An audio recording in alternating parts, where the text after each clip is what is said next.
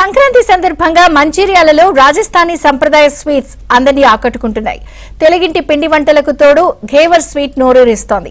రాజస్థానీలకు చెందిన రతన్లాల్ హోటల్లో మాత్రమే దీన్ని తయారు చేస్తారు. ఈ ప్రత్యేక వంటకాన్ని రుచి చూసేందుకు చిన్న పెద్ద క్యూ కడుతూ ఉంటారు. పాలు, మైదా, గోధుమ పిండి, నెయ్యితో తయారు చేసే ఈ ఘేవర్ స్వీట్ ను రాజస్థానీయులు ప్రతి ఏటా సంక్రాంతి పండుగ సందర్భంగా తయారు చేస్తూ ఉంటారు.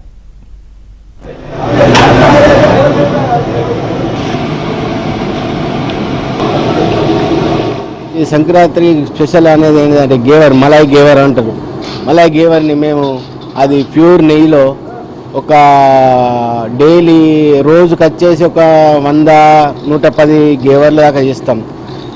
అది మేము ఎట్లా అంటే పాలు, మైదాపిండి, బటరు, నెయ్యి దాంట్లో పిండిలో కలపడం జరుగుతుంది. తర్వాత అవి వచ్చేసి నెయ్యి వేడి చేసి ఆ నెయ్యిలో చేసి డైలీ ఒక 110 గేవర్లాగా చేస్తాం.